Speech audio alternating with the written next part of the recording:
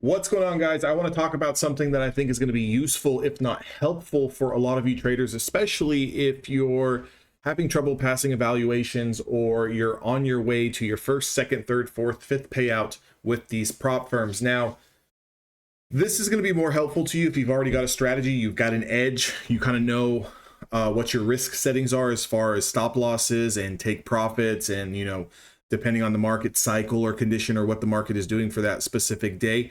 Like, for example, when I'm trading one mini contract, I'm looking for anywhere between 5 and 8 point scalps. Okay, that's using one mini contract on a $50,000 account. Now, if I'm trading micros, multiple micros, between 4 and 6 micros, I'm going to look for 10 to 12 points. More than likely, that sweet spot for me is going to be around 10 points. And then I'm going to try to scale out and see if I can hold maybe one for, another 5 to 10 points. Now, this is going to have to do with helping you kind of keep your P&L and equity curve rising. Now, again, we're all human. We're going to make mistakes. We're going to have losing trades. We're going to have blowout days. I understand that. Again, we're trying to limit those days as best as possible. I'd be a fool to sit here and tell you that if I've never blown up an account, whether that be an evaluation or a funded account in one day. Emotions are a son of a you-know-what.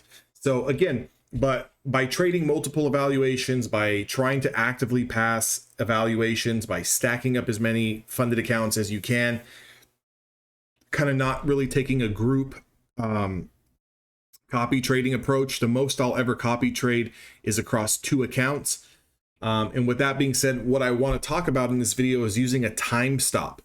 So if this term is a little new to you, what a time stop is, it's just some terminology for, based on your edge and based on your strategy and where you do the best, okay, where you're winning the most, you kind of have an idea, if you're collecting data, typically how long it's going to take for that take profit to get hit. Now, again, I understand that when we're using big supply and demand levels, sometimes these trades need a little room to wiggle, but I'm talking, for you scalpers out there who are looking to take, sub 10 points, sub 15 points on a quick scalp on the NASDAQ 100, you should have a rough estimate of how long those trades typically take to kind of pan out. Now, if you look at my Top Step X Express Funded Account dashboard, this is for an Express Funded account, and this is data for the month of October. So we're currently sitting on the 7th of October. I just took a payout from this account. Again, I like to take my payouts lean and mean, so I like to get them up around, those balances up around $3,500, $4,000, and then take out half. And I like to just kind of keep repeating that process, so it kind of keeps constant funds coming in. But if you look at this data, look at the win rate analysis, 87% of my winning trades are under 15 seconds. Now, this is typically because when I enter in, let's say, a 30-minute opening range breakdown or breakout or a 20 SMA play scalp, there's a lot of momentum behind that. And as we know, trading the NASDAQ, these things can pop 5, 10, 15 points in the blink of an eye, 10 seconds, 5 seconds, and then kind of come back down, consolidate, and then go either continue or break down altogether. So for me, a lot of trades, when they're going to work, 87% of the time is going to be around 15% or 15 seconds. Now, if we look at this sweet spot, because again, this is a very, very good sweet spot. 15 to 45 second trades is hitting at 100%. So sub 1 minute trades. Okay. And again, if we want to trade count, those trades that are hitting at 87% is 16 total trades, and 15 to 45 trades are hitting at 4 of those trades are hitting at 15 to 45 seconds. But start to notice this. Once we start to get over 1 minute, it's still at 80%. 6 of those trades are, in fact, not so good, right? And 2 to 5 minutes, around 66% of those trades. So notice how it's drastically going down. I've got a lot more body of work here at 16 trades at under 15 seconds, and then 15 seconds to 45 seconds is 4 trades, and then 45 seconds to a minute is 3 trades. But notice the numbers and the stats drastically start to go down in terms of losing trades. So for me, I never hold any trades longer than 5 minutes. As can see on my stats here for the month, there hasn't been any trades over 5 minutes. We can kind of see how my monthly P&L is this month. It's $2,300.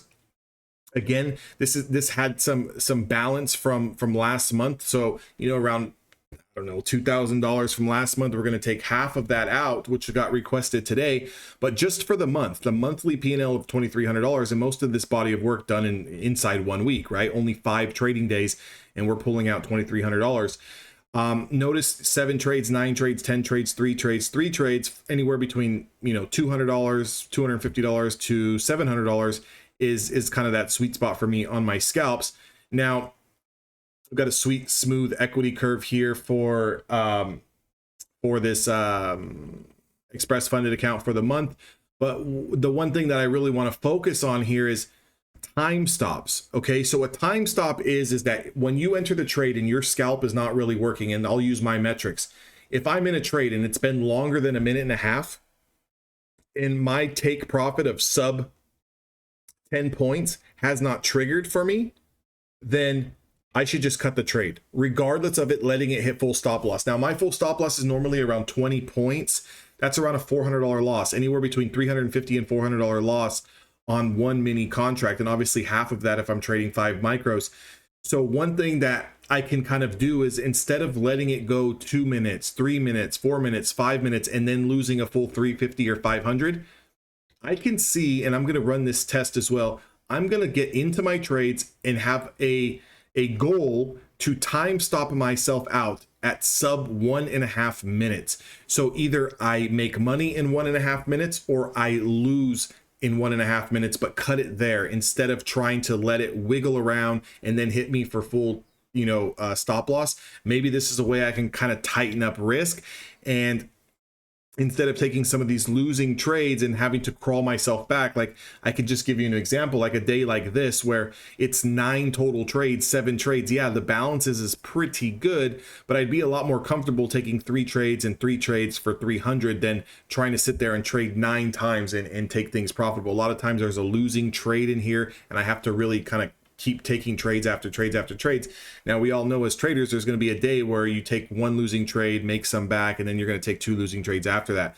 So I think, you know, setting time stops where, you know, again, you have to have the numbers, right? If you don't have the numbers and understand how long you're and know what the majority of your winning trades are hitting at, then it's going to be very difficult to do that, right? You can't say that, hey, well, I'm looking for 30 points, and if I don't get my target filled in 30 seconds, I'm going to kill the trade. You've got to know your metrics. These are my metrics. So anything less than 1.5 minutes is a higher win rate percentage than things that are, you know, taking over 2 or 3 minutes, 4 minutes, 5 minutes. So again, I think that's kind of good information to know, because if I can see here by 16 trades and 87% of those are winning trades, then I should realistically try to be sticking in the ballpark of, you know, sub 45-second trades, right? If I'm going to try 1.5 minutes, and if the numbers don't change too much, my P&L is a little bit bigger, then maybe I go to giving it a 1 minute time stop, where as soon as I enter the trade, give it 1 minute to either go or just get out of the trade and look for the next setup. Get into the trade. It's got to go with inside 1 minute, go with inside 1.5 minutes, or just get out of the trade and look for the next setup. Again, I'm spreading knowledge, I'm spreading information, I'm spreading out things that I look at on a day in and day out basis. Maybe it helps you, maybe it doesn't, I don't know, but you guys can kind of look at your numbers and see and maybe do the same.